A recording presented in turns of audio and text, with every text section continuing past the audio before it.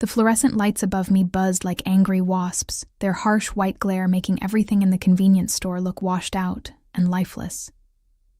My hands trembled as I restocked the bottom shelf with energy drinks, my swollen belly pressing against my thighs as I crouched. 8 months pregnant, and here I was, working the graveyard shift because rent didn't pay itself, and my dignity had long since packed its bags and left. The electronic door chime sang its artificial melody as another customer entered. I didn't look up. I'd learned months ago that making eye contact only invited questions I couldn't answer, pity I didn't want, or worse, recognition from someone who remembered me from before. Before Marcus, before the pregnancy, before my life became this endless loop of exhaustion and fear. "Excuse me." The voice cut through the store's stale air like a blade through silk, smooth, controlled, dangerous in a way I couldn't quite name. My spine stiffened involuntarily, some primal part of my brain registering threat even before I turned around. I looked up slowly, my knees protesting as I struggled to stand. The first thing I saw were shoes. Expensive Italian leather, polished to a mirror shine, completely out of place in this dingy part of downtown at 2 a.m. My gaze traveled upward, past charcoal slacks that probably cost more than 3 months of my rent, past a black dress shirt that fit like it had been tailored to his exact measurements. Then I saw his face. He couldn't have been more than 30, with sharp cheekbones that cast shadows across his olive skin, and dark hair swept back from his forehead in a style that suggested both money and complete indifference to trends. But it was his eyes that stopped my breath, dark as midnight, assessing me with an intensity that made me feel simultaneously exposed and seen. Actually seen, maybe for the first time in months. Behind him, near the door, stood a man built like a concrete wall, wearing an earpiece and a blank expression that screamed security. Not a friend, not a casual companion, a guard. "The cigarettes," the man in front of me said, his accent barely there but present enough to suggest he wasn't born in this country. "Davidoff, behind the counter." Of course. My voice came out smaller than I intended, and I hated myself for it. I'd spent my entire pregnancy learning to make myself invisible, to take up less space, to apologize for existing. "I'll get those for you right away." As I moved behind the counter, I felt his gaze following me. Not leering. This wasn't the crude attention I'd grown accustomed to from late-night customers who thought a pregnant woman working alone was fair game for comments and wandering eyes. This was different. Calculated. Like he was solving an equation that happened to include me as one of the variables. My fingers fumbled with the cigarette display, and I cursed silently. The baby kicked, hard, right against my ribs, making me gasp. "Are you all right?" His voice had moved closer. He now stood directly across the counter from me, and I could smell his cologne, something expensive with notes of bergamot and cedar, a scent that belonged in penthouses and private clubs, not in a store that sold day-old hot dogs and lottery tickets. "Fine," I lied, finally retrieving the cigarette pack. "Just, the baby doesn't like late nights." "You work alone here?" He didn't reach for the cigarettes I held out. Instead, he continued studying me with those penetrating dark eyes. "At this hour?" "Someone has to." I set the pack on the counter, creating a barrier between us. "Will that be all?" "No security, no cameras that work." He glanced around the store with a professional assessment that made alarm bells ring in my head. "You realize how dangerous this is?" It wasn't a question. "I can take care of myself." Even as I said it, I knew how absurd it sounded. I was 8 months pregnant, alone, working for minimum wage in the worst part of the city.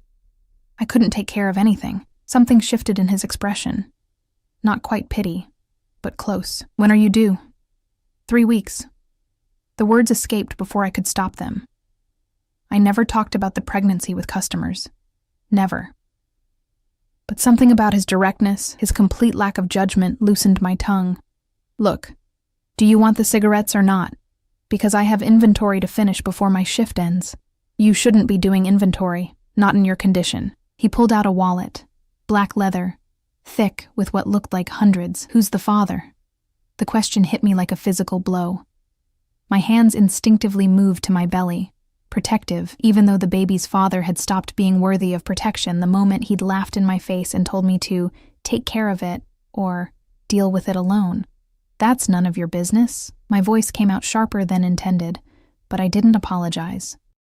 Some wounds were too fresh, too raw, even for mysterious strangers with expensive cologne and watchful eyes. Marcus Chen. He said the name like he was reading it off a list, casual but precise. Hedge fund manager, engaged to Senator Richardson's daughter as of 6 months ago. The floor seemed to tilt beneath my feet. How did he know? I'd told no one. Not the manager who hired me, not the other night shift worker who sometimes covered my breaks, nobody. Marcus had made it clear that if I caused trouble, if I tried to claim anything from him or damage his reputation, I'd regret it, and I'd believed him, because men like Marcus always kept their promises when it came to destruction. How do you... I couldn't finish the sentence. My heart hammered against my ribs, and the baby kicked again, sensing my distress. I make it my business to know things.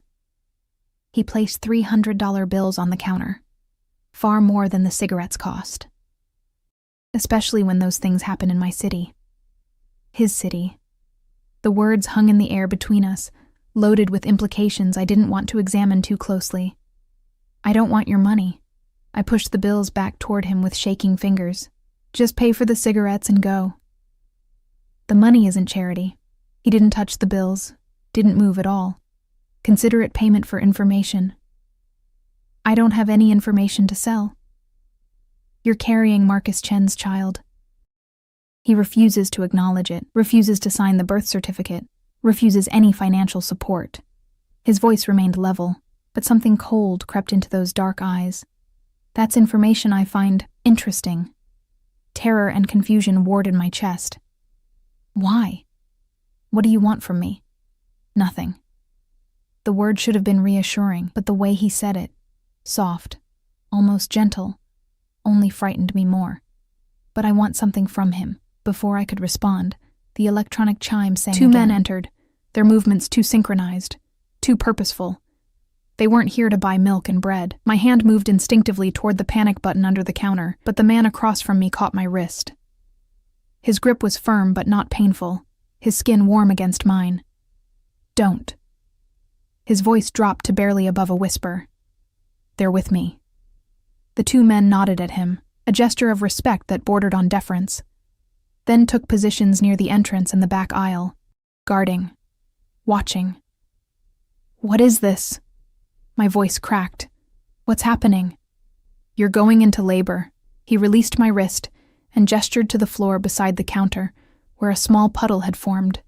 I looked down in disbelief. My water had broken. During our conversation, while I'd been too terrified and confused to notice, my body had decided it was time. The first contraction hit then, stealing my breath and buckling my knees. Strong hands caught me before I fell. He'd moved around the counter faster than seemed possible, and now he held me upright, his face close enough that I could see flecks of gold in his dark eyes. The hospital is 12 minutes away, he said, already moving, supporting my weight like I was made of glass. My car is outside. You're coming with me. I don't even know your name. It was a stupid thing to say, given the circumstances, but my brain couldn't process what was happening. Strange men, broken water, 3 weeks early. This wasn't how it was supposed to happen. Dante. He guided me toward the door, where the guard had already pulled up a black SUV with tinted windows. Dante Moretti. And you're Elena Santos, 26, former graduate student at Sterling University, dropped out 8 months ago when Marcus Chen decided his political ambitions were more important than taking responsibility for his actions. Another contraction seized me, and I would have fallen if Dante hadn't been holding me. Through the pain, through the fear, one thought crystallized with perfect clarity. This man knew everything about me. Everything. And I knew nothing about him except that he moved through the world with guards and expensive cars, that people deferred to him, that he'd called this his city. Wait. I tried to resist, tried to think, but my body had other priorities now. The pain was building, intensifying, and I couldn't. I couldn't do this alone, not again. I'd been alone for 8 months, preparing to give birth alone, to raise this baby alone, and I was so tired of being alone. I've got you. Dante's voice was steady, certain, as he helped me into the SUV. The leather seats were soft, the interior immaculate. Classical music played softly from hidden speakers. You're not alone anymore, Elena. I promise you that. The door closed with a heavy, final sound. Through the tinted window, I watched the convenience store recede. That fluorescent prison where I'd spent months hiding from my own life. The guard drove with smooth efficiency, and Dante sat beside me, his hand covering mine as another contraction built and crested. "Why are you doing this?" I gasped between breaths. "You don't know me. You don't owe me anything." His thumb traced circles on the back of my hand, a gesture so unexpectedly gentle that tears pricked my eyes. Marcus Chen stole something from me once. Something irreplaceable. His jaw tightened. He took without permission, destroyed without conscience, and faced no consequences. I've been waiting for the right moment to teach him about consequences. The implications of his words settled over me like ice water. You can't use my baby as revenge. No. He turned to face me fully, and the intensity in his gaze stole what little breath I had left. But I can make sure he understands what he threw away, what he rejected. I can make sure you and your child never want for anything, never fear anything, never have to work graveyard shifts in dangerous neighborhoods just to survive. Why? The question came out as barely a whisper. Because men like Marcus Chen need to learn that actions have consequences. Because you deserve better than what he gave you, and because... He paused, something complicated passing across his features. Because I understand what it means to be abandoned by the people who should protect you. Another contraction hit, harder than before, and I squeezed his hand without thinking. He didn't flinch, didn't pull away. Instead, he leaned closer, his voice low and steady in my ear. "Breathe, Elena. Just breathe. I've got you." The hospital loomed ahead, all bright lights and antiseptic promises. As the SUV pulled up to the emergency entrance, as nurses rushed toward us with a wheelchair, as Dante gave crisp instructions to people who seemed to jump at his every word, one truth crystallized in my pain-hazed mind. I'd just walked out of one prison and possibly into another. But this one came with Italian leather shoes, expensive cologne, and dark eyes that promised both protection and possession. And God help me, I wasn't sure which terrified me more. The delivery room was a blur of white coats and urgent voices, of pain that felt like it would split me in half, and exhaustion so complete I couldn't remember what it felt like to not hurt. But through it all, through every contraction that made me scream into the sterile air, through every moment I thought I couldn't survive another second, there was a hand holding mine, Dante's hand. He'd stayed. When the nurses had tried to escort him to the waiting room, explaining that only family was allowed in delivery, he'd simply looked at them with those dark, unreadable eyes and said, "I am family." Something in his tone, or perhaps the way the hospital administrator had suddenly appeared and whispered frantically to the nursing staff, made the rules disappear. No one questioned him again. "You're doing beautifully," he murmured, during a brief reprieve between contractions. His thumb continued those gentle circles on my skin, an anchor in the storm. "Just a little longer. I can't." Tears streamed down my face, mixing with sweat. "I can't do this. It's too much. I'm not strong enough." "Yes, you are." His free hand brushed damp hair from my forehead, the gesture so intimate it should have felt invasive. Instead, it felt like relief. "You've been strong for 8 months, Elena. Strong enough to survive alone, to work when you should have been resting, to carry this baby without support. This is just one more thing you'll survive."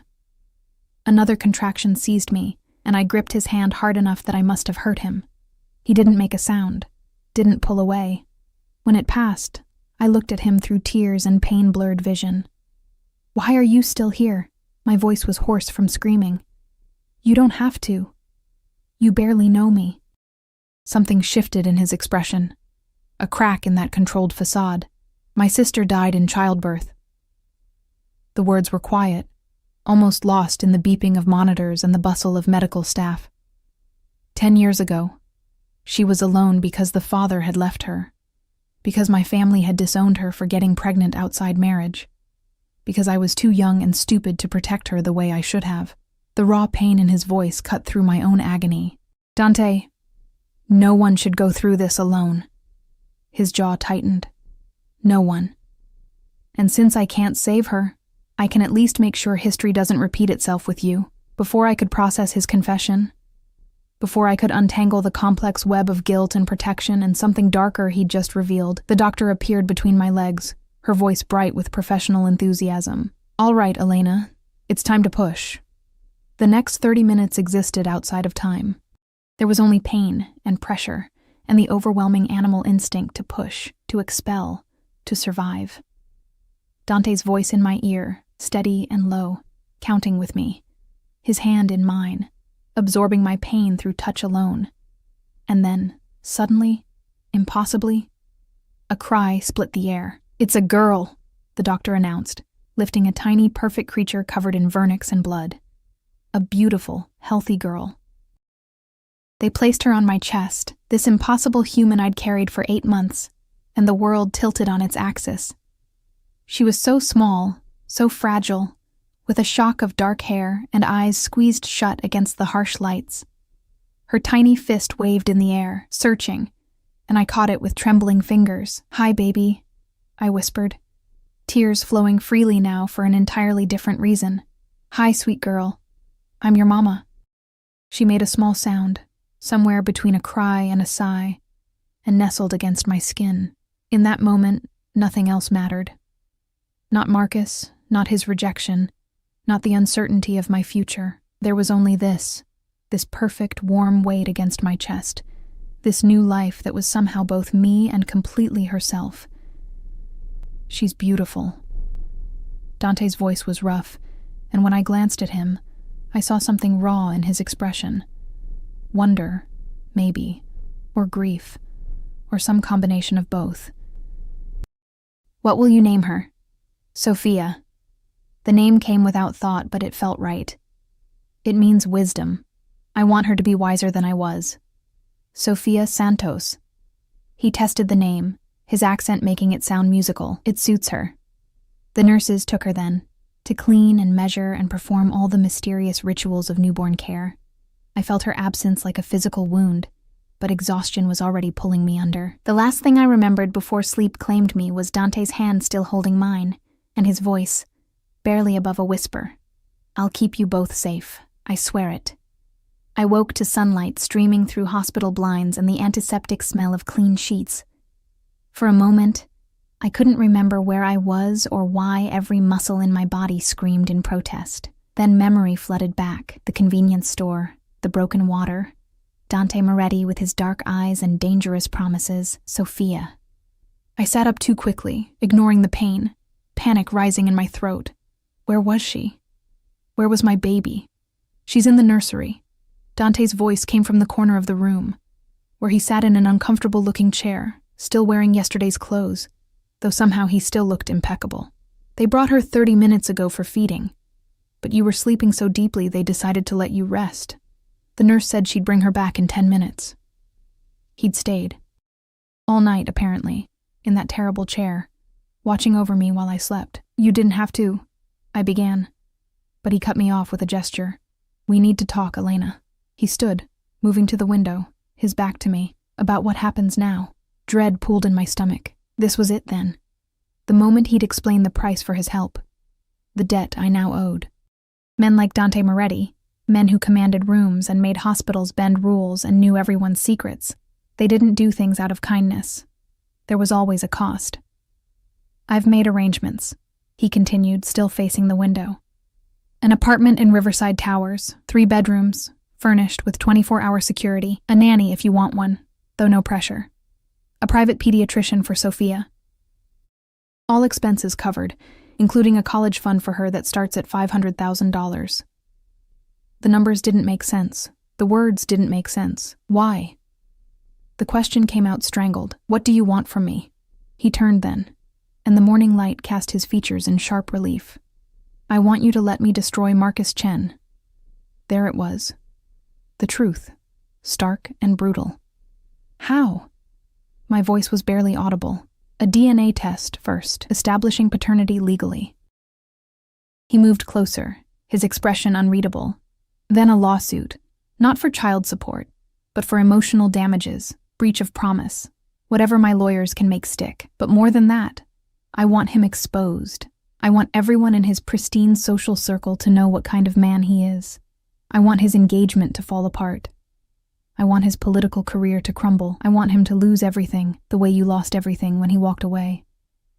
I struggled to find words. "That's excessive." "That's revenge." "Yes." He didn't deny it, didn't soften it. "It is." "And if I say no?" Something flickered in his eyes. "Respect, maybe." "Then you say no. The apartment is yours regardless. The college fund stays. Sophia wants for nothing, but I walk away. And Marcus Chen continues his perfect life, never facing consequences for what he did to you." "You mean for what he did to you?" The pieces were starting to fit together. "Whatever he stole from you, that's what this is really about, isn't it? I'm just convenient." Initially, yes, his honesty was almost brutal. "When I discovered Marcus had abandoned a pregnant woman, I saw an opportunity, a way to hurt him that was completely legal, completely justified, and would let me destroy him using his own cruelty as the weapon." "Initially?" I caught the word, held it up between us. He was quiet for a long moment, his gaze locked on mine. "Then I saw you in that store, 8 months pregnant, stocking shelves alone at 2 a.m, exhausted, terrified, still fighting. And I realized you weren't just convenient, Elena. You were remarkable. Don't." I shook my head, fighting against the dangerous warmth his words created in my chest. "Don't romanticize this. You want revenge, and I'm the tool you'll use to get it. At least be honest about that." "I am being honest." He moved closer, close enough that I could smell cedar and bergamot again. "I want revenge. I want to watch Marcus Chen's world burn. But I also want to make sure you and Sophia have everything you deserve. Everything he should have given you. Those things aren't mutually exclusive." "And what do you get out of it, besides revenge?" His smile was sharp, predatory. "The satisfaction of knowing I've removed a piece of garbage from my city. Marcus didn't just steal from me. He stole from 3 other families in my organization, thinking his connections would protect him. He was wrong. Organization." The word hung in the air like smoke. I couldn't say it, couldn't make the reality concrete. "Yes." Simple. Unapologetic. "Does that change your answer?" It should have. It should have made me run, should have made me grab Sophia and disappear. But the truth was, I had nowhere to run to, no family to turn to. They'd disowned me when I'd gotten pregnant. No friends left. Marcus had systematically isolated me from everyone I knew. No money, no prospects, no future except more graveyard shifts and cheap apartments and constant fear. And Dante was offering me a way out, a poisoned chalice maybe, but still a way out. "If I agree," I said slowly. "What exactly would I have to do?" "Sign paperwork. Give interviews if needed. Let my lawyers handle everything." He pulled out his phone, swiped through something. "You'd never have to see Marcus in person if you didn't want to. We'd handle all direct contact. And after? When Marcus is destroyed? What happens to me then? You live your life." He pocketed the phone. "Raise Sophia. Go back to school if you want. I noticed you were studying art history before you dropped out. The apartment is yours for as long as you need it. You'd be under my protection." Protection. I tasted the word. Or surveillance? Both. Again, that brutal honesty. "The world I live in is dangerous, Elena. Anyone associated with me becomes a target. That means guards, secure locations, careful monitoring of who you interact with. It means your freedom comes with conditions, so I'd be trading one prison for another. A prison with a view, excellent amenities, and the knowledge that your daughter will never go hungry." His voice hardened. "But yes, if you want to think of it that way, then yes."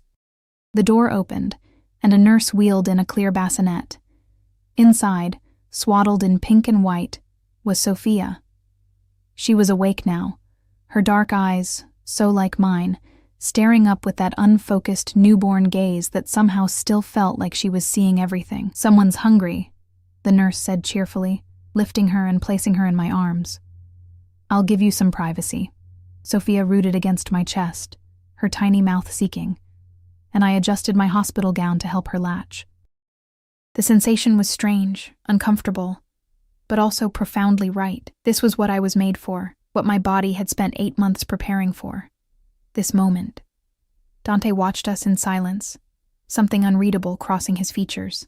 3 days, I said finally, not looking at him, focusing on Sophia's perfect face. Give me 3 days to think about it, to process everything, to make sure I'm not just making another desperate decision that I'll regret. 3 days, he nodded. But Elena, Marcus already knows about the birth. Hospital records aren't as private as they should be, and he has people watching for this. He'll send lawyers, or worse. You're not safe in your old apartment, and you can't stay here forever. Fear spiked through me, cold and sharp. What do you mean, or worse? He won't want this baby to exist as evidence of his indiscretion. Especially not now, when he's about to announce his engagement formally. Dante's voice was flat, matter of fact. Men like Marcus make problems disappear, Elena. It's what they do. I pulled Sophia closer, protective instinct overwhelming everything else. He wouldn't. He couldn't. He could. He would, and he will if given the opportunity. Dante crouched beside the hospital bed, bringing his eyes level with mine. I'm offering you protection and revenge. But more than that, I'm offering you survival. For both of you. Sophia finished feeding and made a small, contented sound. I lifted her to my shoulder, patting her back gently, feeling the fragile weight of her, the complete vulnerability. She was so small, so defenseless, and I was all she had. "The apartment," I heard myself say. "Can I see it? Before I decide?" "Of course." He stood, relief flashing briefly across his face. "I'll arrange transport for when you're discharged. Tomorrow, most likely." "And the guards?" "Already in place. 2 in the hallway, 1 in the lobby, 1 monitoring security cameras. No one enters this room without my authorization." It should have felt suffocating. Instead, for the first time in 8 months, I felt something close to safe. "Okay," I whispered, more to Sophia than to him. "Okay." Dante moved toward the door, then paused. "Elena, for what it's worth, I meant what I said. You're remarkable. What you've survived. What you're still fighting for. That's not convenient. That's extraordinary." Then he was gone, leaving me alone with my daughter and a choice that felt less like freedom and more like falling. But maybe, I thought, watching Sophia's eyes drift closed in peaceful sleep, maybe falling wasn't always bad. Maybe sometimes someone caught you. The apartment was nothing like I'd imagined. I'd pictured something cold and modern, all glass and chrome and impersonal luxury. Instead, Riverside Towers Unit 47B was warm. Cream-colored walls, hardwood floors that gleamed in the afternoon light, furniture that looked comfortable rather than merely expensive. The living room had floor-to-ceiling windows overlooking the river, where sunlight danced on water like scattered diamonds. "The nursery is this way." Dante's voice pulled me from my stunned examination of a kitchen that was larger than my entire previous apartment. He carried Sophia's car seat with surprising gentleness, navigating the space like he'd been here before. He probably had, overseeing every detail, making sure everything was perfect. The nursery stole my breath, soft sage-green walls, a white crib with delicate floral bedding, a rocking chair positioned near the window, with a small bookshelf already filled with children's books. A changing table stocked with diapers, wipes, creams, everything I'd been worrying about buying, everything I'd lost sleep over figuring out how to afford. "There's a monitor system," Dante said, setting the car seat down carefully. Sophia slept on, oblivious to her new surroundings. "Cameras in here and the hallway. Feed goes to your phone and to the security office downstairs. If she so much as hiccups, someone will know." "It's too much." The words felt inadequate. "This is all..." "It's too much. It's what you deserve." He moved to the window, adjusting the curtains. "What Sophia deserves," A safe place to grow up, where you don't have to choose between rent and food, between her needs and your own. I wanted to argue, to insist I could have managed somehow, but we both knew it would be a lie. I'd been drowning, and he'd thrown me a lifeline. The fact that the lifeline came with strings attached didn't make it any less necessary. The master bedroom has an ensuite, he continued. All business now. Linens are in the closet. Kitchen is fully stocked. I had my housekeeper handle it. If you need anything else, there's a phone by the door. Press 1 for security, 2 for my direct line. Your direct line?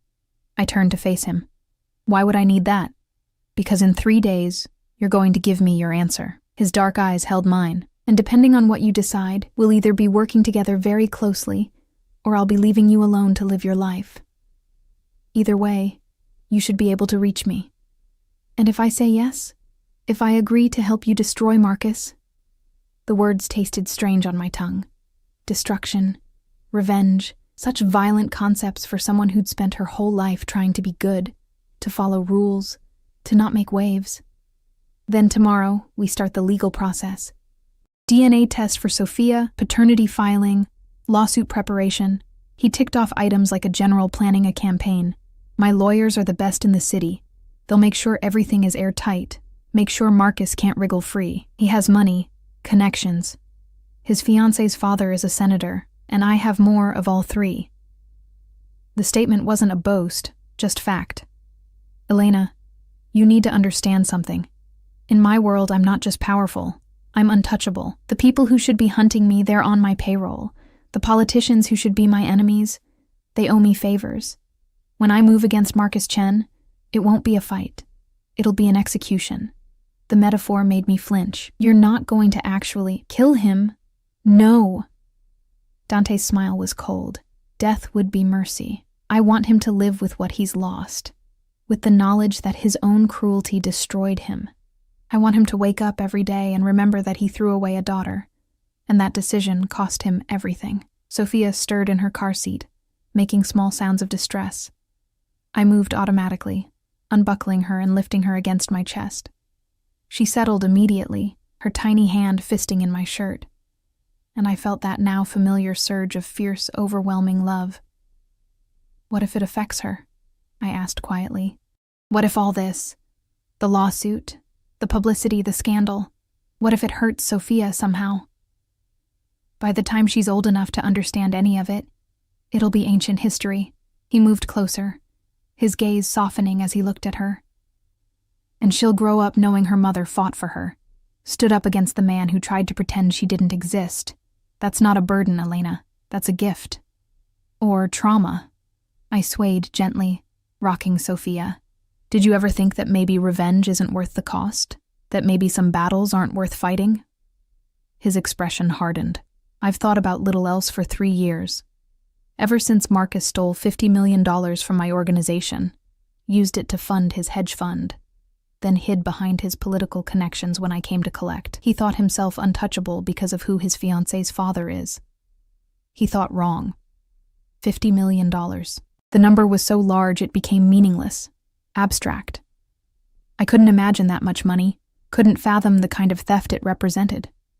If he stole from you, why not just handle it, the way people in your world handle things?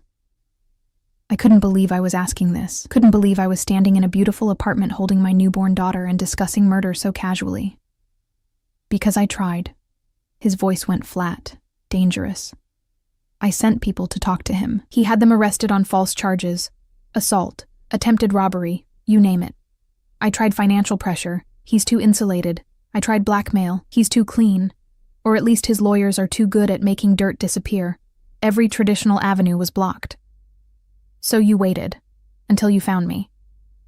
Until I found his mistake, he corrected. You're not a weapon, Elena. You're a consequence. The natural result of his actions coming home to roost. A knock at the door interrupted us. Dante's posture changed instantly. Not afraid, but alert, predatory. His hand moved to his hip, where I now noticed the subtle bulge of a concealed weapon. It's just Rosa, he said after checking his phone. The nanny I mentioned. You don't have to use her services, but I thought you might want to meet her. He opened the door to reveal a woman in her 50s, with kind eyes and graying hair pulled back in a neat bun. She wore simple clothes and carried herself with the confidence of someone who'd spent decades caring for children. "Ms. Santos," she said warmly, her accent placing her origins somewhere in South America. "I'm Rosa Delgado. Dante said you might need some help adjusting to motherhood." Yes, maybe. I felt suddenly overwhelmed, exhausted by decisions and implications, and the sheer weight of everything that had happened in the past 48 hours. "I don't know. I haven't thought about it. No pressure," Rosa assured me, moving into the apartment with practiced ease. "I raised 5 children of my own, helped with 23 others over the years. I know how hard those first few weeks are, especially alone. But I also know every mother is different. Every baby is different. We figure it out together, yes?" There was something grounding about her presence, something real in a situation that felt increasingly surreal. "Yes," I found myself saying. "Yes, that would be, thank you." "Why don't I make some tea?" Rosa suggested, already heading toward the kitchen. "And you sit down, rest. You just had a baby. You should be sleeping, not standing around talking business with men who don't understand what your body has been through." The gentle scolding was clearly directed at Dante, who had the grace to look slightly chagrined. "I'll leave you to settle in," he said. "Remember, 3 days. Then I need your answer." After he left, after Rosa had made tea and shown me where everything was in the kitchen, after Sophia had been fed and changed and placed in her beautiful new crib, I finally allowed myself to sit in the rocking chair and simply exist in the quiet. The apartment was silent except for Sophia's soft breathing and the distant sound of traffic from far below. Safe, warm, everything I dreamed of during those long nights stocking shelves and counting down the minutes until I could clock out and collapse in my tiny, cold studio. But safety had a price. It always did. The next 2 days passed in a blur of feeding schedules and diaper changes and exhaustion so complete I sometimes forgot my own name. Rosa came each morning, helping with Sophia, teaching me things the hospital nurses had rushed through: how to burp her properly, how to tell different cries apart, how to survive on 3 hours of sleep and pure determination. I didn't see Dante, but I felt his presence everywhere, in the fresh groceries that appeared in the refrigerator overnight, in the baby clothes that showed up in perfect sizes, in the security guard who stood outside my door, changing shifts every 8 hours with military precision. On the 3rd day, he called.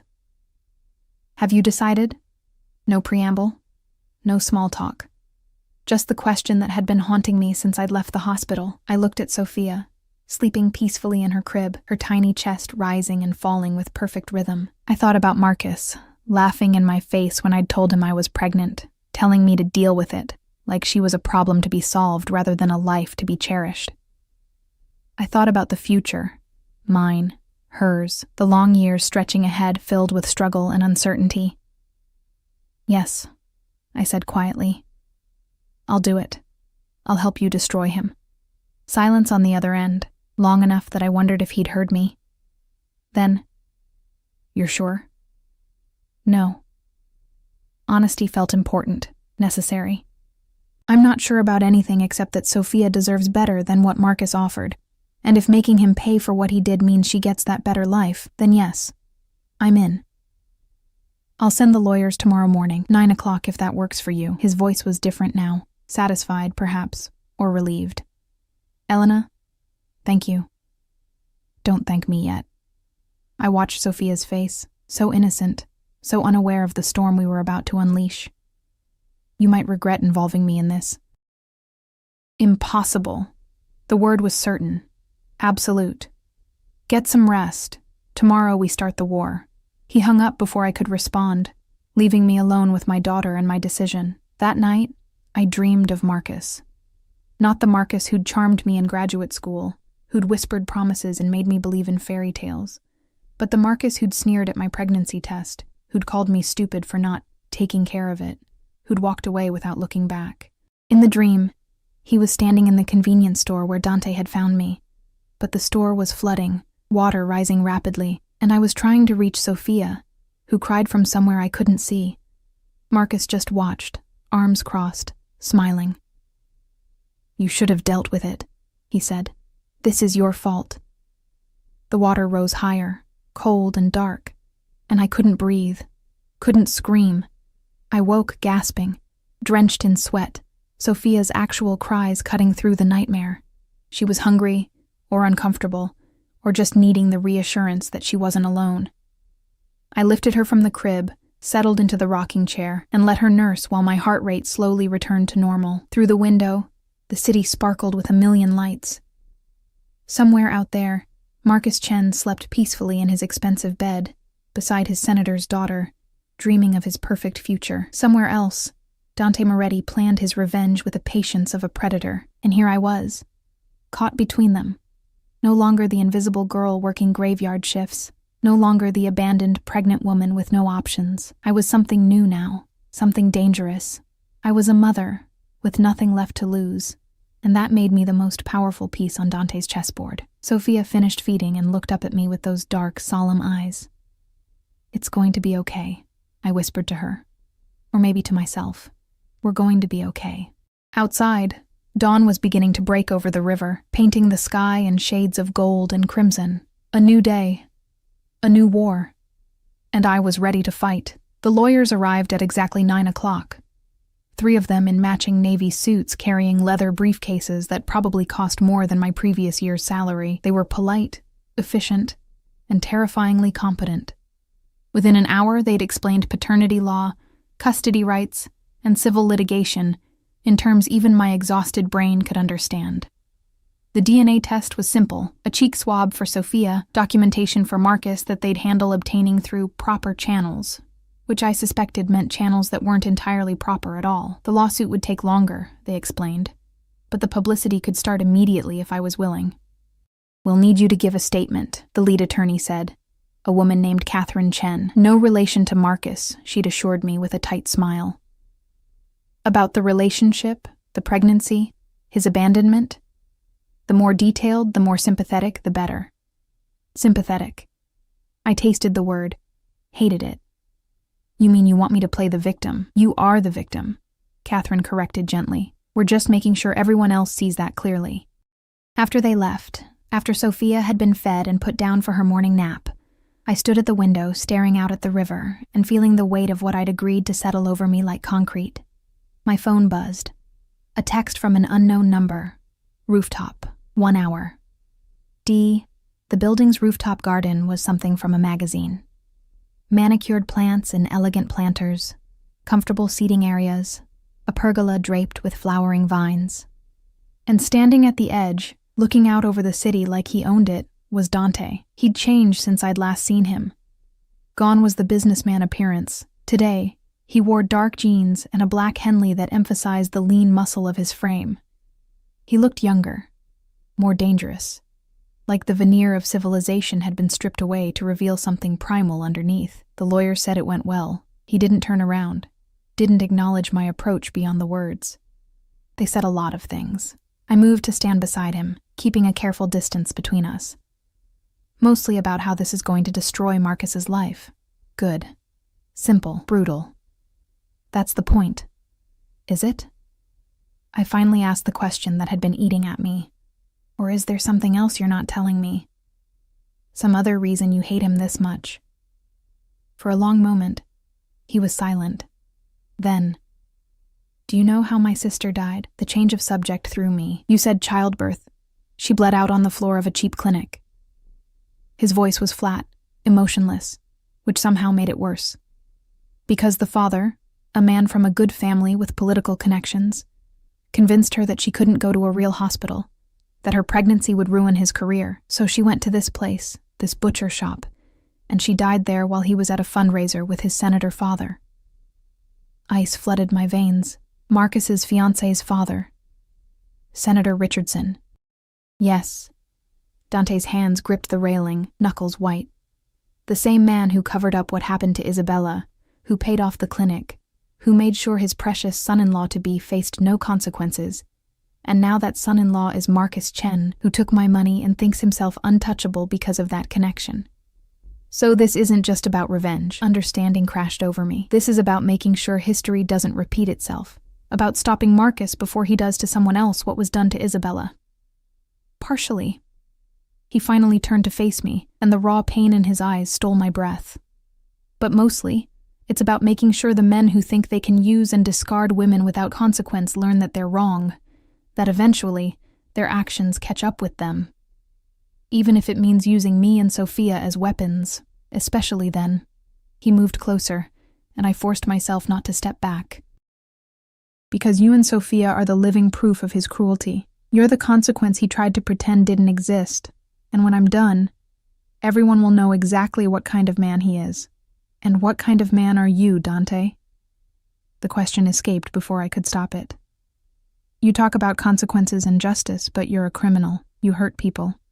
You've probably killed people. How is what you do any different than what Marcus did? His laugh was sharp, humorless. I never pretended to be a good man, Elena. I've never lied about what I am or what I do. But I have a code. I don't hurt innocents. I don't abandon my responsibilities. And I always, always keep my promises. Can Marcus say the same? No, I admitted quietly. He can't. Then stop trying to find equivalence where there isn't any. He reached out, his fingers brushing my cheek with unexpected gentleness. You're not making a deal with the devil. You're making a deal with someone who understands what it means to be powerless, and who's offering you power in return. The touch sent electricity through me, inappropriate and dangerous, and impossible to ignore. I stepped back, putting distance between us, trying to remember that this man was using me, that his kindness came with strings attached. The statement the lawyers want, I said, forcing my voice to stay steady. When do they need it? Whenever you're ready. He lowered his hand, something like disappointment flickering across his features. But Elena, the sooner we move, the less time Marcus has to prepare his defense. Speed is a weapon in cases like this. Then I'll do it today. Decision crystallized in my chest. I'll tell them everything. How we met. How he pursued me. How he promised me a future and then threw me away the moment that future became inconvenient. I'll make sure everyone knows exactly who Marcus Chen is. Good. Approval warmed his voice. That's good. My publicist will coordinate with Catherine. We'll release the statement through proper channels, make sure it reaches the right people. And then what? We just wait for him to fall apart? Then we watch him scramble. Dante's smile was predatory. He'll try to discredit you first. Claim the baby isn't his, that you're a gold digger, that this is all a scheme. But the DNA test will prove paternity, and my lawyers will bury him in documentation. Text messages, witnesses who saw you together, medical records showing prenatal care you couldn't afford. Every piece of evidence will show the truth, that he's a coward who abandoned his own child. The venom in his voice should have frightened me. Instead, I felt something else. Something dark and satisfied and deeply, shamefully vindictive. I want to see him, I heard myself say, when it all falls apart, when his engagement ends and his career crumbles. I want to see his face. Dante's expression shifted, something dangerous and approving lighting his eyes. That can be arranged, though I warn you, seeing your enemy destroyed up close can be intoxicating. Maybe I want to be intoxicated. The words came out fiercer than I intended. Maybe I'm tired of being the good girl who accepts her fate and moves on. Maybe I want him to hurt the way he made me hurt. There she is. His voice was barely above a whisper. The fire I saw in that convenience store, the strength that kept you fighting when you should have broken. Don't hide that, Elena. Not from me. We stood there, inches apart. The city sprawling below us and the morning sun beating down overhead. I could smell his cologne. Could see the faint scar along his jawline, could feel the dangerous pull of his presence like gravity. I should go. I broke the moment, stepping back. Sophia will wake soon, and I need to write that statement while I'm still angry enough to do it justice. Elena. He caught my wrist as I turned to leave. After this is over, after Marcus has paid for what he did, you'll be free. To leave, to stay, to live however you want. I'm not keeping you prisoner, aren't you? I looked down at his hand on my wrist, at the expensive watch he wore, at the controlled power in his grip, this apartment, the guards, the lawyers. It's all a cage, Dante. A beautiful one. but still a cage. Then consider it temporary, he released me. Until you're strong enough to fly on your own. I wanted to believe him. God, I wanted to believe that this was temporary, that I could use his resources and his revenge and then walk away clean. But I'd learned the hard way that nothing in life came without strings, and men like Dante Moretti didn't let go of things they considered theirs, and somewhere, in the past 3 days, I'd become his. The statement took 4 hours to write. Catherine had provided a framework, but I'd insisted on using my own words. The lawyers could polish it later, could make it legally sound and media-friendly. But the core of it, the pain and betrayal and desperate loneliness, that had to be mine. My name is Elena Santos. 2 years ago, I met Marcus Chen at a university mixer. He pursued me relentlessly, charmed me with promises of a future together, made me believe I was special. When I became pregnant, he laughed in my face. He called me stupid. He told me to deal with it and walked away. I have not received a single dollar from him, a single call, a single acknowledgement that his daughter exists. This is who Marcus Chen is, a man who creates life and then pretends it never happened. I'd written more, pages more, but those were the sentences that mattered. The ones that would be quoted in articles and shared on social media and repeated in whispers at the country clubs where Marcus and his senator's daughter held court. Rosa found me crying at the kitchen table, the statement printed and staring up at me like an accusation. Oh, sweetheart. She pulled me into a hug that smelled like lavender and comfort. This is the hard part, yes? The moment when you make it all real. What if I'm wrong? The words tumbled out between sobs. What if I'm doing this for the wrong reasons? What if it hurts Sophia somehow? Wrong reasons? Rosa pulled back, her hands firm on my shoulders. You're doing this because a man needs to take responsibility for his child. That's not wrong. That's right. That's what should have happened from the beginning. But Dante Moretti is using you for his own purposes, yes. She said it matter-of-factly, without judgment. But sometimes, the enemy of our enemy becomes our friend. And sometimes revenge and justice look the same from different angles. You know who he is, what he is. I've worked for the Moretti family for 20 years. Rosa moved to the stove, starting to prepare something that smelled like home. I've seen Dante grow from an angry boy to a dangerous man, but I've also seen him protect his people, provide for families who had nothing, show mercy when others would have shown cruelty. He's not a good man, Elena, but he's not a monster either. Then what is he? Complicated. She smiled sadly. Like all of us. That night, I sent the statement to Catherine. Within an hour, Dante called. It's perfect, he said without preamble. Raw, honest, devastating. Marcus won't be able to spin this. When will you release it? My voice sounded distant, like it belonged to someone else. Tomorrow morning. Prime time for media consumption. He paused. Are you ready for what comes next? The attention, the questions, the inevitable backlash from Marcus's camp? No. Honesty felt important, but I'm doing it anyway. That's all courage is, doing the thing that terrifies you because it needs to be done. Something warm entered his voice. You're going to survive this, Elena. You and Sophia both. I promise you that. Your promises are starting to pile up, I said softly. What happens if you can't keep them all? Then I die trying. Absolute. Simple. Sleep well. Tomorrow we go to war. He hung up, and I was left alone in the darkened apartment. Sophia sleeping peacefully in her nursery, the city lights twinkling outside like stars. Tomorrow the statement would go public. Tomorrow Marcus Chen's perfect life would start to crumble. Tomorrow I would stop being invisible. I thought I'd feel triumphant. Instead, I felt terrified. But Rosa was right.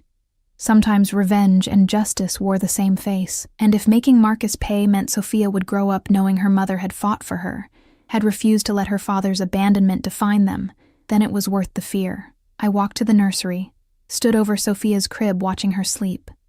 She was so perfect, so innocent, completely unaware of the storm about to break over our lives. I'm doing this for you, I whispered. So you'll never have to wonder if you were wanted. So you'll know that when it mattered, I fought. Even if it scares me, even if it changes everything, I fought for you. She stirred slightly, her tiny hand curling and uncurling, and I felt that fierce maternal love surge through me again. Whatever came next, media scrutiny, Marcus's retaliation, the dangerous waters of Dante's world, I would survive it. Because I wasn't alone anymore. I had Sophia. I had Rosa. And whether I trusted him or not, I had Dante Moretti standing between me and the wolves. That would have to be enough. The statement went live at 7 a.m., and by 8, my phone had exploded with notifications. News outlets, social media, messages from people I hadn't spoken to in years, all of them wanting a piece of the story, wanting to know more about the woman who dared to accuse Marcus Chen of abandonment. I'd turned my phone off by 8:30, unable to handle the constant buzzing, the weight of thousands of strangers dissecting my life. But Dante called the landline at 9, his voice tight with something between satisfaction and concern. "It's everywhere," he said. "Every major outlet, trending on 3 different platforms. Marcus's office has already released a statement denying everything, calling you a liar and threatening legal action." Good. The word surprised me with its venom. Let him threaten. The DNA test will prove I'm telling the truth. His lawyers are already trying to block it. Claiming harassment, invasion of privacy, every legal trick in the book, a pause. But my lawyers are better. We'll have that test within the week, and then he'll have no ground to stand on. What about his fiancée? I hadn't let myself think about her much. Senator Richardson's daughter, whose name I'd deliberately never learned, who was probably as much a victim of Marcus's deception as I was.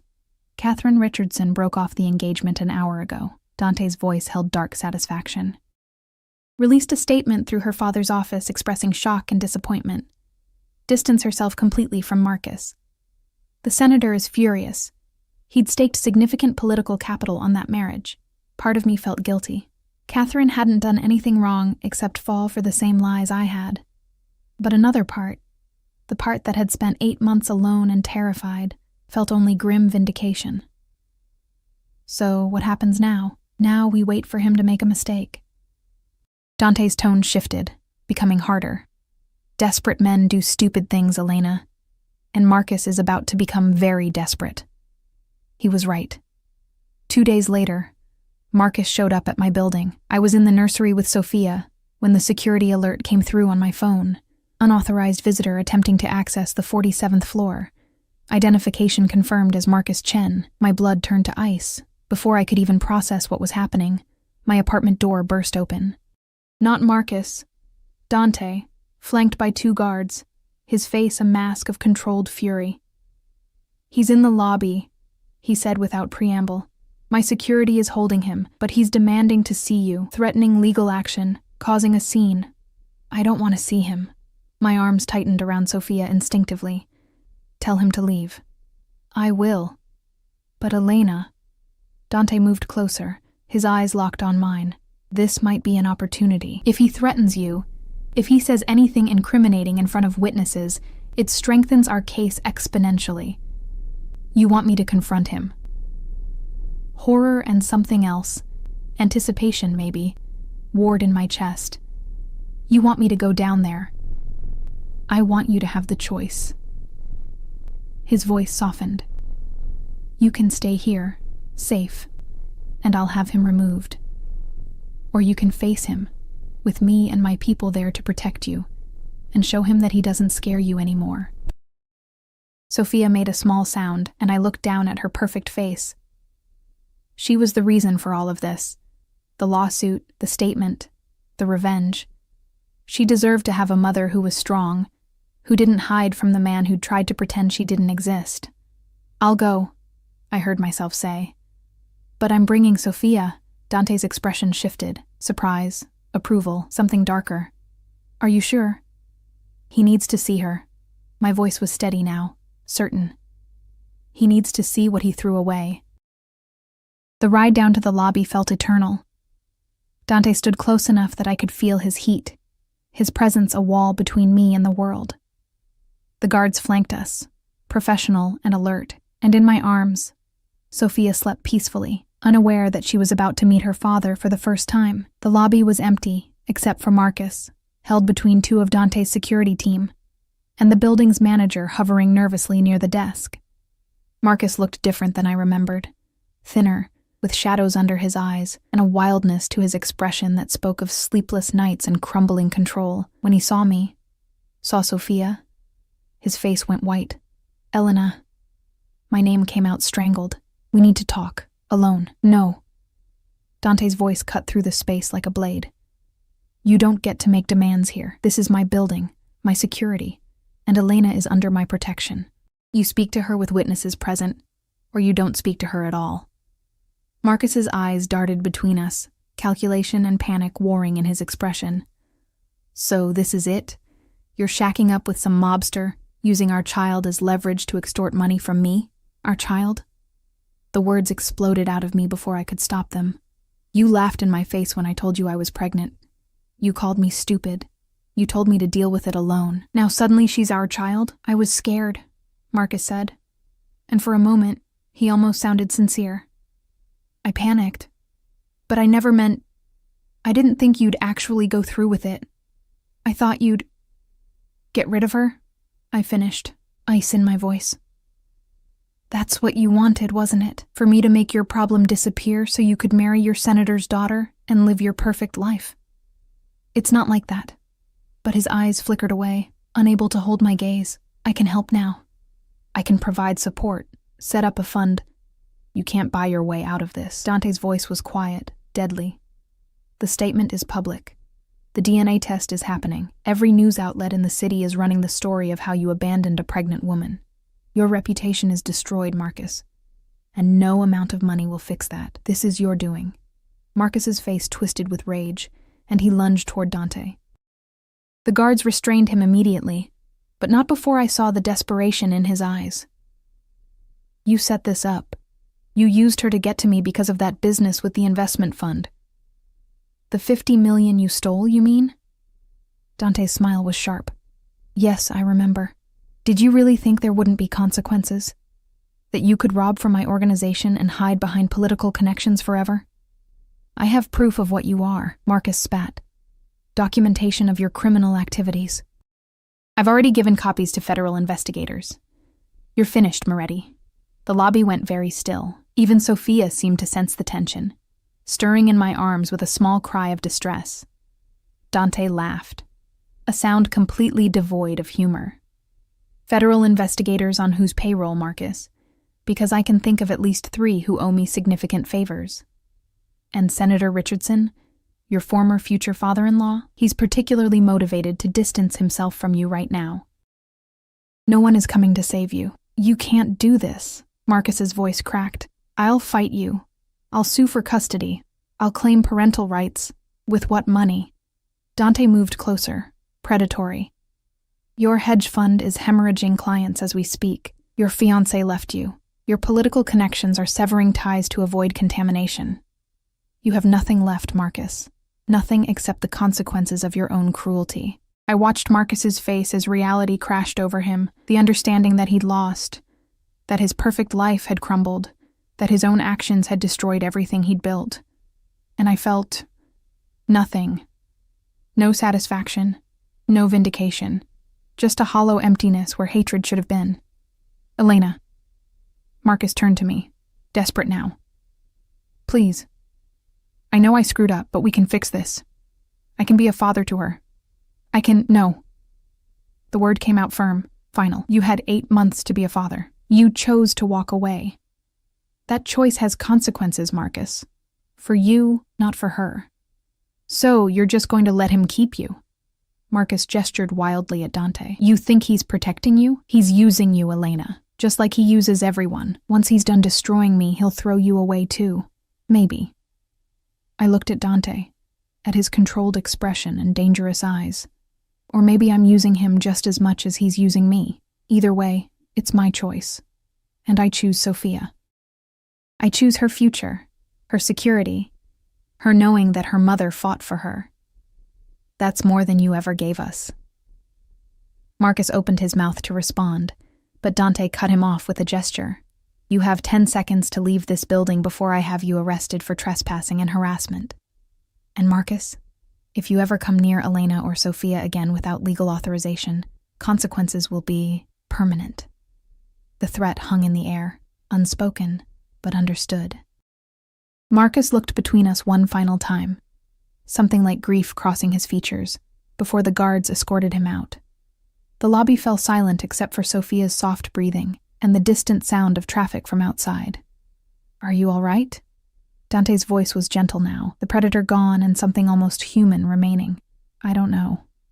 Honesty felt important. I thought I'd feel triumphant, seeing him broken like that, but I just feel tired.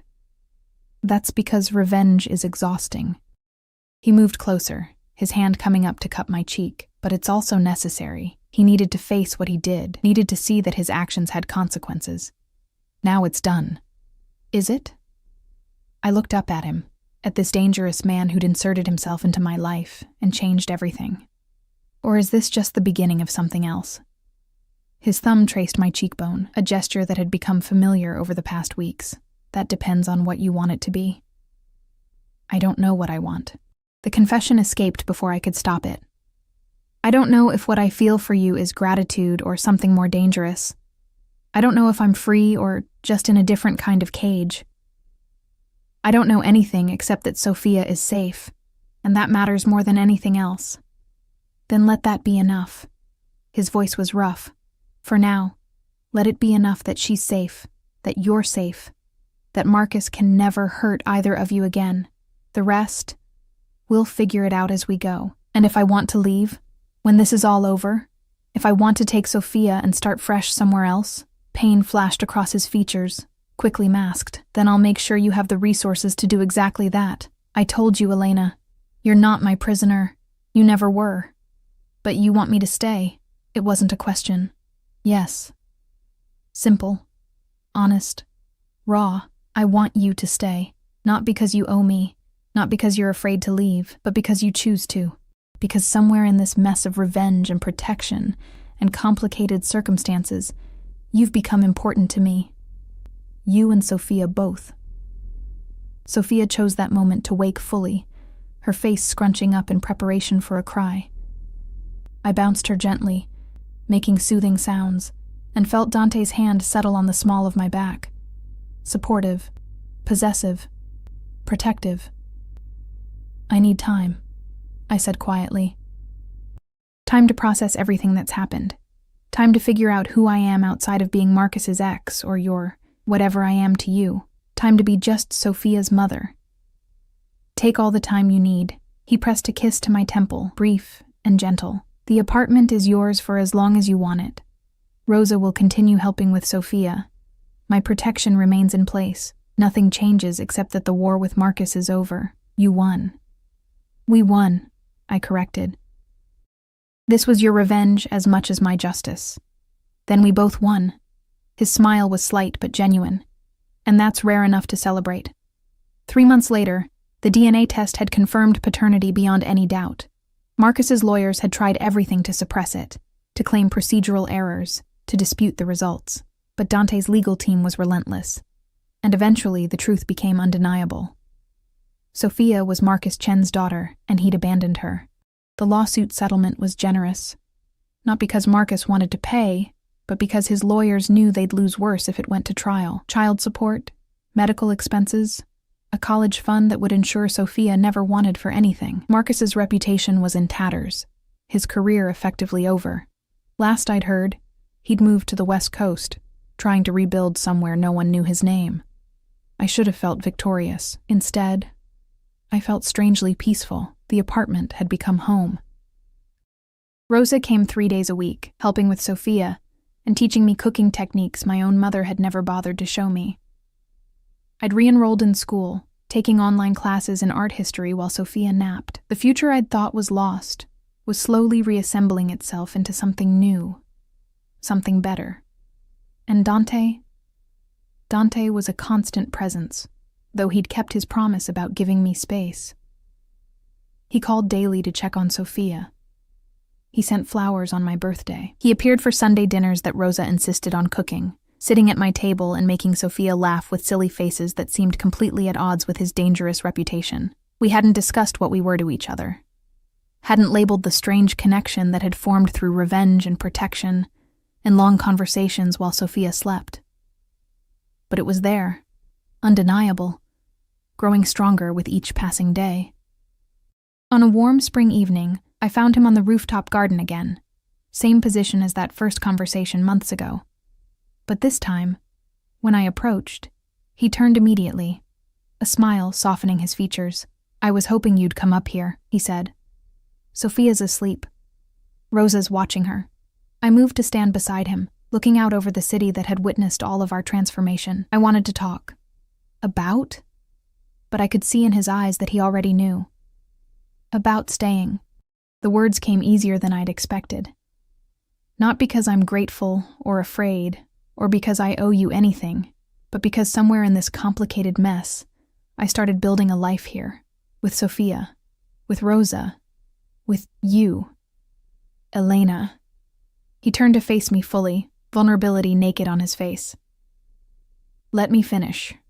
I pressed my fingers to his lips, feeling him still beneath my touch. "You were right. Revenge and justice can look the same from different angles. What you did to Marcus was both, and I'm not sorry for any of it. He deserved consequences, and Sophia deserved better. But more than that, I deserve better. I deserve a life where I'm not invisible, where I'm not apologizing for existing, where I can be strong and soft and complicated all at once. You are all those things." His voice was rough.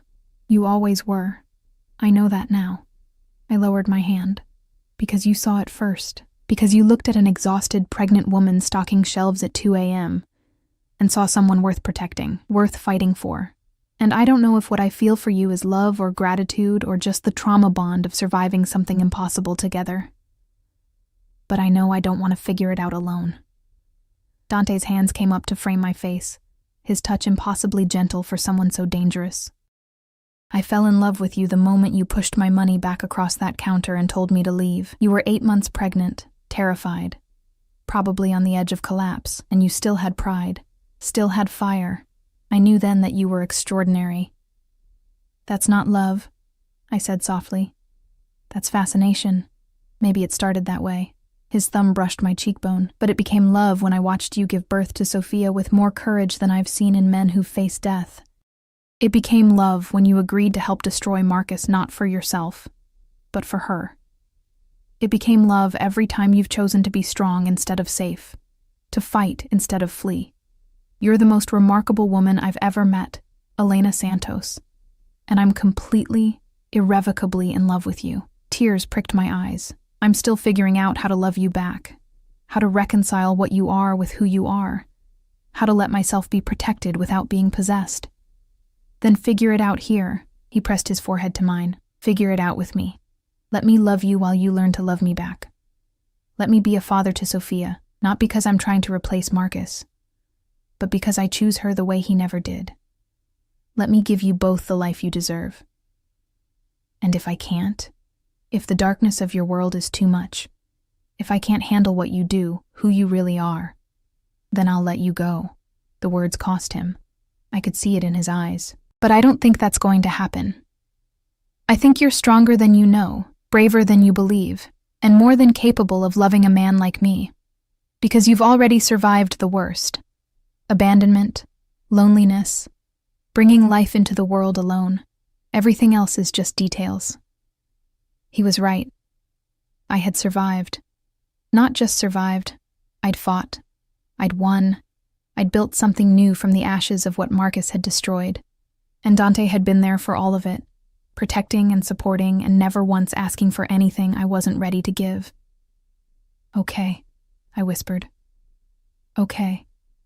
Okay?" Hope lit his features. "I'll stay. I'll figure this out.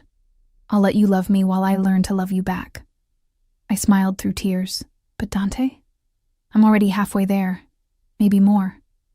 He kissed me then, gentle at first, then deeper, with all the passion and possession and promise he'd been holding back for months. I kissed him back, tasting future and possibility, and the strange, complicated love that had grown from revenge and protection, and choosing each other again and again. When we finally pulled apart, the city sparkled below us, full of light and life and endless possibility. "I have something for you." Dante reached into his pocket, pulling out a small box. "Before you panic, it's not a ring. Not yet, anyway. But it is a promise.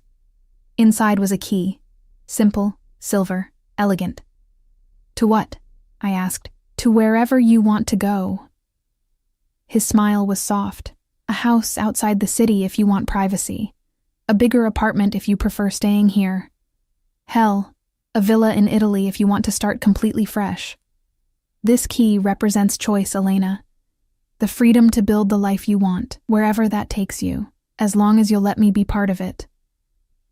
I closed my fingers around the key, feeling its weight, its possibility. I think I'll stay here, I said finally.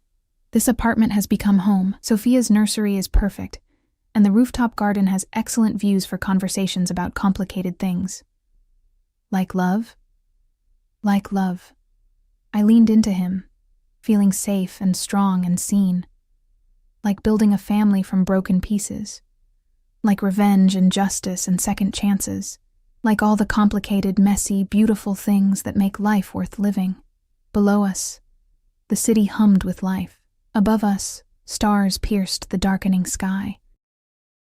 And between us, Sophia slept peacefully, dreaming infant dreams, completely unaware that her mother had just chosen love over fear, future over past, the complicated, dangerous man who'd saved them both over the safe emptiness of going it alone.